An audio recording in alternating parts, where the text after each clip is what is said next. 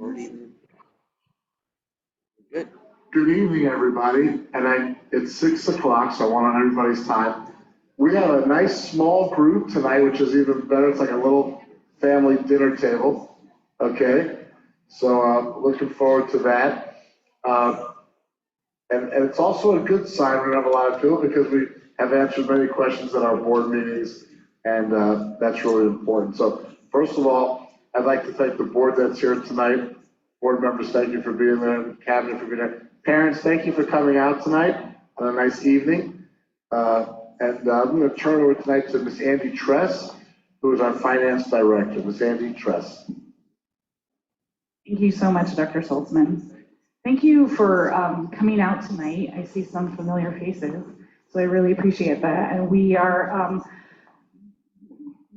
working towards getting engagement with our community, with our staff, around our budget process this year. And so tonight, we're gonna go over our budget and our deficit, because our expenditures are still exceeding our revenues.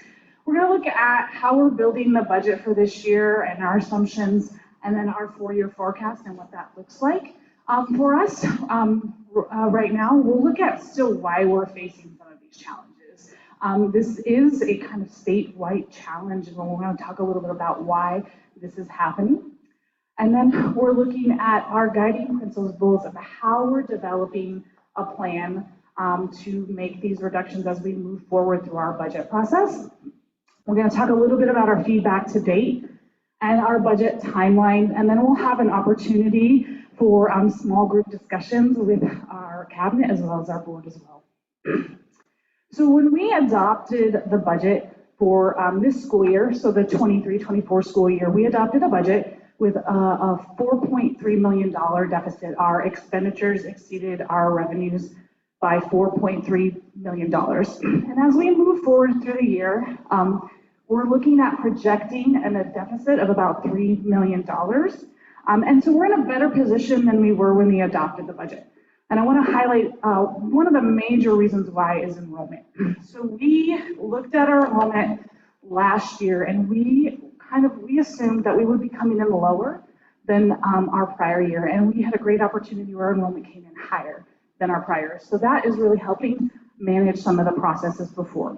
So post-COVID, there was a lot of uncertainty around what enrollment looks like, and as we move forward through the past 5 years, we're starting to see a slight increase in our overall enrollment going forward. And so I'm cautiously optimistic that those enrollment trends will continue, and so it's helping build a better outlook in our overall forecast.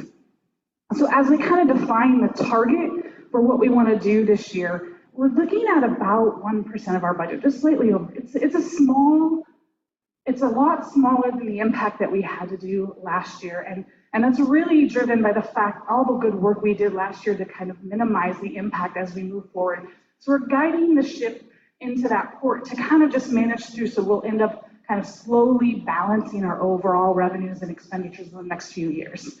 And so you can see here, our projected revenue for this year is about $383 million, and we are anticipating some revenue increases, as well as our expenditures, and then we're kind of assuming more cost increases overall because of inflation and our cost of living adjustments.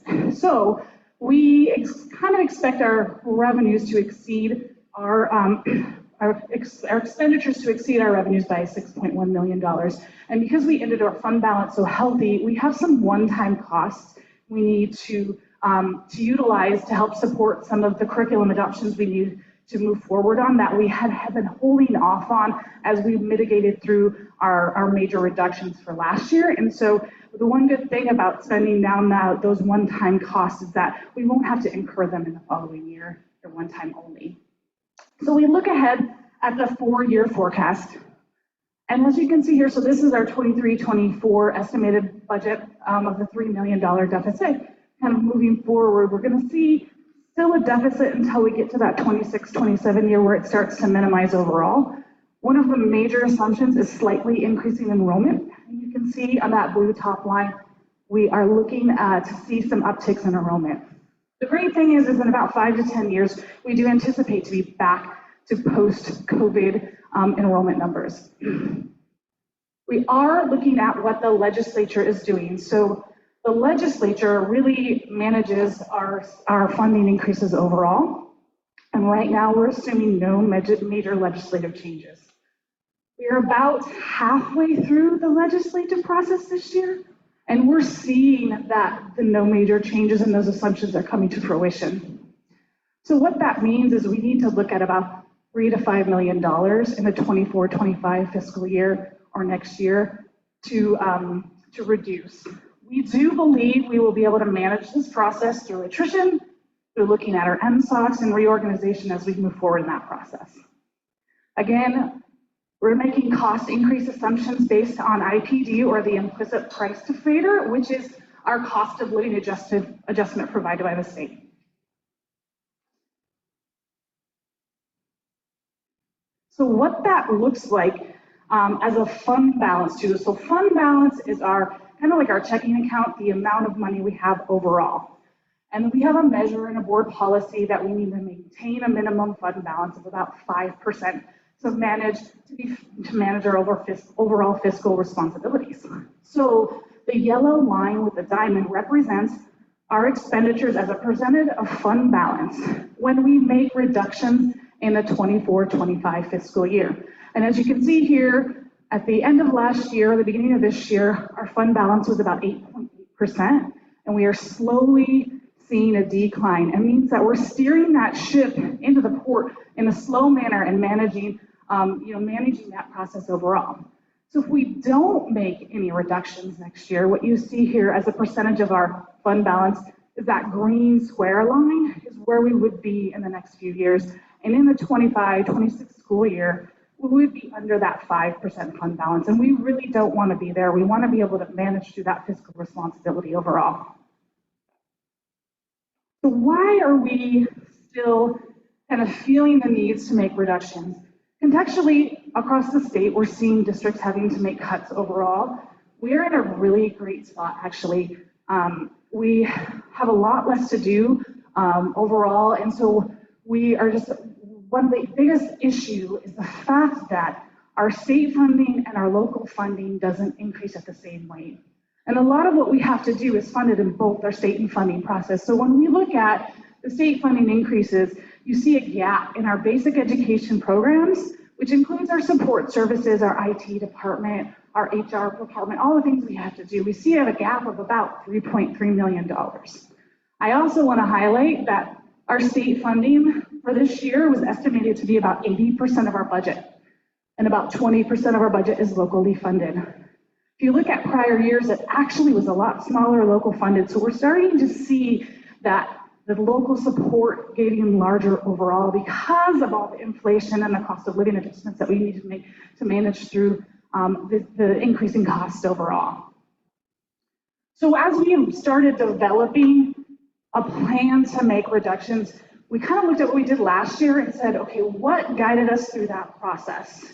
And so we really wanted to make sure that we were preserving student services at the core. And that's something that came about last year, and we felt that was a really great place to start, is we want to preserve the student services at the core. We want to be guided by Tier 1 instructions, as well as our strategic plan. We also want to make sure contractually we consider our regulatory, legal, contractual requirements, all the things that we need to do to comply with the state overall and our space needs. And then we want to consider consolidating or reorganizing work so that we can be more efficient overall. So that's one of the themes that we drive as we start to hear feedback from our constituents and the community and our students overall, is ensuring that these are kind of guiding the decisions that we're making through this process.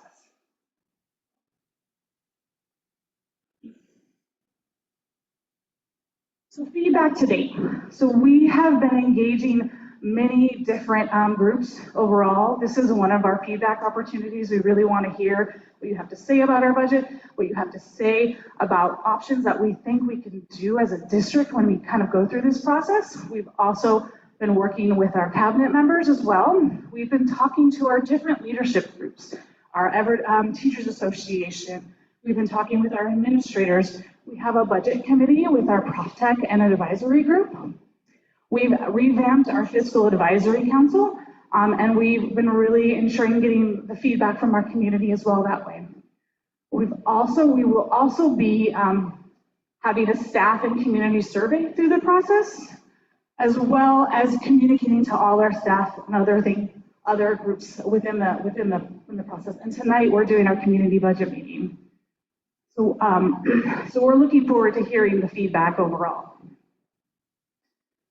So as we build the budget, so what are some of the steps that we have to do to build this budget and what we have to do, the processes overall? So the first thing is defining enrollment, and I mentioned in a previous slide one of our assumptions was slightly increasing enrollment.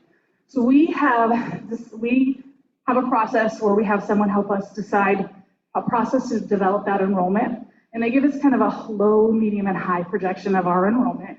Last year, we went in between our medium and low enrollment to kind of be more conservative, and this year, we're looking to use our medium projections for our enrollment because we were higher. The enrollment that came in was higher than those median projections, and that's been done, and we'll work with our staff to help build those assumptions going forward. We're working with our board to get feedback on our overall budget development. We also have other engagement opportunities overall to get through the budget development process. And then we are also waiting for that legislative session to end. So a lot of those major outcomes from the legislature will help us build the budget and implement that. So if we have to do any formal reductions, we do have to go to the board. The board has to approve that, and we would go in the April timeframe to do that if there was a need. We do believe that we can again manage most of this process through attrition and through reductions in our materials, supplies, services, and operating costs overall. So this is the opportunity. We have a small group, so we were going to take questions, but I think we can take questions at the table and we can roam around overall. And so we have a couple questions we want to get your feedback and your engagement on. So the first one, what is the number one under question you have at this point? And then the other questions we have would be, what else are you thinking about and what would you like us to know overall? And then those are going to help us to form an FAQ on our website. And then we also want to get your input on reduction. So what is something you would want the district to consider for consolidation or reorganization to help reduce cost overall? And so I kind of have some buckets up there just to give us a sense of a starting point of what we think we can do to make some reductions. So are there any financial aspects? Are there safety supports that we can consolidate? Is there any administrative supports that we can consolidate or reorganize? What about student activities? Is there anything that we could look at to restructure to continue to provide the services that we want to provide that we know students need, but maybe it could look different that would help us save cost overall? Another thought is, are there central office supports that could look differently to help continue to support our students, but also maybe cost less in different ways overall?